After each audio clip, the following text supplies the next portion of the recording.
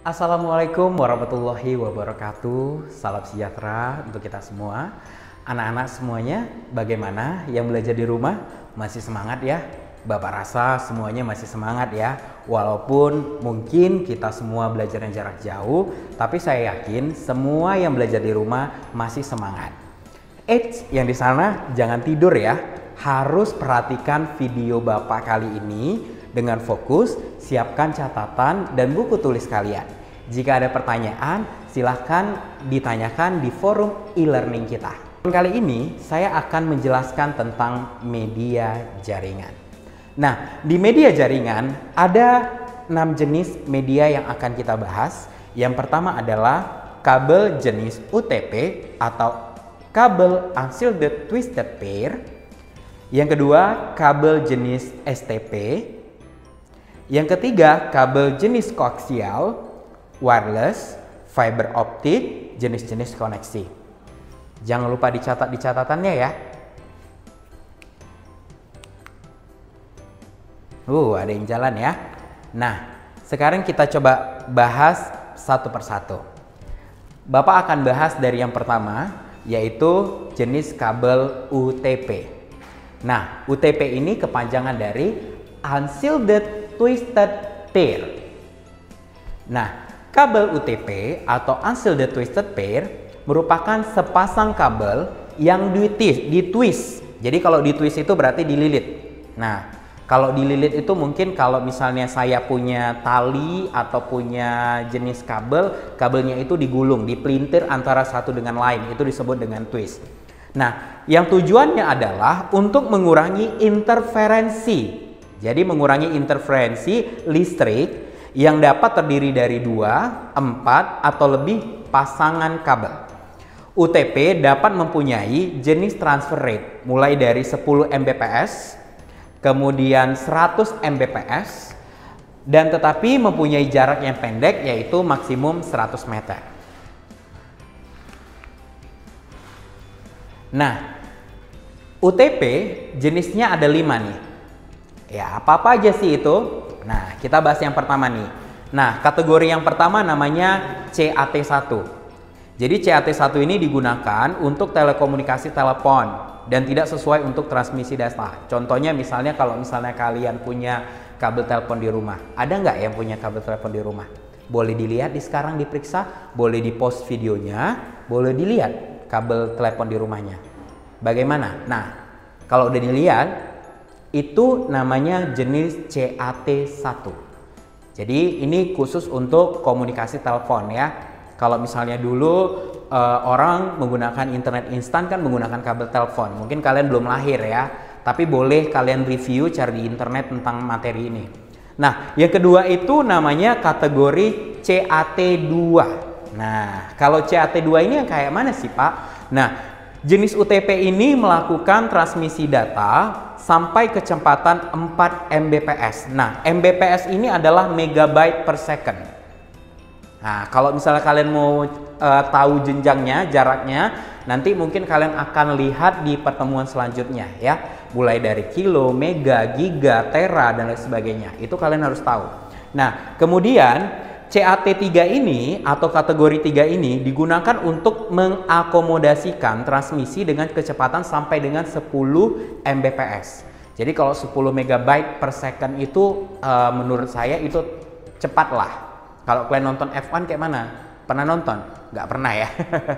Nah, yang keempat itu adalah kategori 4 atau yang kita sebut dengan CAT4. Nah, kalau CAT4 ini untuk mengakomodasikan transmisi dengan kecepatan sampai dengan 16 Mbps. Jadi lebih cepat dia ya. Jadi semakin tinggi CAT-nya dia semakin cepat transmisi datanya. Transmisi itu adalah pertukaran atau pengiriman. Jadi pengiriman data dari satu media kepada media lain itu disebut dengan transmisi. Boleh ditulis di bukunya ya. Oke, sekarang yang nomor 5. Nah, ini kategori yang paling besar atau yang kalau saya bilang ini kategori yang kapasitasnya paling besar. Ini disebut sebagai CAT5. Jadi CAT5 ini adalah jenis yang paling populer, yang paling sering dipakai orang ya di dalam jaringan komputer. Mau itu di Indonesia, mau itu di Jepang, seluruh dunia mereka menggunakan UTP jenis ini. Nah, nanti kita akan pelajari bagaimana cara memasang kabelnya. Nah, digunakan untuk mengakomodasikan transmisi dengan kecepatan sampai dengan 100 Mbps. Jadi cepat ya. Kalau tadi cuman 10, kemudian 16, ini mencapai 100 MB per second. Berarti jauh lebih cepat transfer datanya. Bagaimana? Sudah paham? Ada yang mau ditanyakan? Nah, kalau misalnya ada yang mau ditanyakan tentang jenis kategori kabel UTP, kita akan buka sesi nantinya di forum e-learning. Baik, kita masuk ke selanjutnya. Nah, berbicara tentang kabel UTP, ada dua macam atau ada dua jenis standar yang kita pakai. Nah, yang pertama itu disebut dengan serial T568A. Nah, jadi ini adalah kabel UTP jenis strike through. Jadi sebutannya ini adalah kabel strike. Nah, kabel strike ini kedua ujung penempatan kabelnya antara pin 2 konektor ya, di pin dengan RJ45 ya. RJ45 itu yang seperti ini, yang ada di meja ini, yang kecil seperti ini. Nanti kalian bisa lihat, nanti akan saya zoom bentuknya. Ini adalah yang penghubung antara T568A ini menggunakan kabel pin 2. Nah, yang kedua itu adalah T568B. Nah, ini disebut dengan jenis kabel UTP crossover atau kita sebut kabel cross ya. Sebutannya gini, cross ya, cross. Oke. Nah, jenis crossover ini kalian bisa perhatikan nantinya dengan seksama pada jenis kabel crossover pasangannya itu antara pin 2 dan pin 6. Jadi nanti ketika kita lihat di RJ-nya itu ada garis. Nah, garisnya itu disebut dengan pin. Jadi kalau dia cross, itu pasangannya antara 2 dan juga 6. Dan pasangan pin 1 dan 3, dia bertukar tempat. Jadi dia silang. Kenapa dia cross? Karena dia silang. Oke? Nah, itu jadi jenis kabel UTP ada berapa? Ada dua. Yang pertama disebut dengan strike copper through. Yang kedua adalah crossover. Jadi strike dan juga cross. Nah, oke, sekarang tadi kan kita sudah belajar nih ya, jenis kabelnya itu ada dua. Sekarang saya mau kalian coba perhatikan, nah, coba sama nih, perhatikan di layar monitor di samping saya. Nah, ini adalah perbedaan antara kabel strike dan cross. Ya, karena saya bule jadi ngomongnya strike and cross. Jadi strike copper through dan crossover. Nah, jadi T568A tadi apa? Ayo, siapa yang ingat? T568A tadi apa? Oke, benar, strike. Kalau T568B, cross. Oke, berarti kalian sudah paham ya apa bedanya strike dan cross. Jadi, apa perbedaan selanjutnya? Perbedaan selanjutnya terletak pada susunan warna.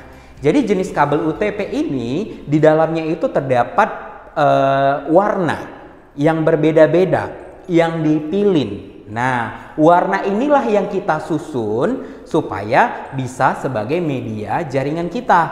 Nah, jadi kita mulai dari yang strike dulu. Nah, jadi kalau untuk yang strike itu dia putih oranye. Jadi kalau kalian lihat di sini ada warna putih sama oranye. Jadi kalau kita buka nanti kabelnya, nah kira-kira udah dibuka nggak kabelnya? Udah ya. Nah, coba lihat, ada nggak warna putih oranye? Oke, ada. Nah, ini warna yang pertama kita letak di bagian pertama, kita susun putih oranye. Kemudian yang warna kedua adalah oranye. Kemudian digabungin dengan putih hijau sebagai warna yang ketiga. Kemudian warna biru, putih biru, hijau, putih coklat. Nah, ini harus dihafal ya. Kalau jurusan TKJ wajib hafal kabel ini. Jadi kombinasi warnanya adalah putih oranye, putih hijau biru, putih biru hijau, putih coklat. Coba diulangi. Oh, masih ada yang salah ya. Oke, kalau gitu coba sering dihafal kombinasi warnanya. Nah, sekarang kita masuk yang jenis yang kedua. Nah, ini adalah untuk yang crossover ya, atau yang kabel cross. Nah, Kok beda sih Pak warnanya? Nah, nanti kita lihat apa sih bedanya penggunaan strike dan cross. Nah, sekarang kita lihat. Nah, di sini untuk cross itu kombinasinya adalah putih hijau-hijau, putih oranye biru, putih biru oranye, putih coklat coklat.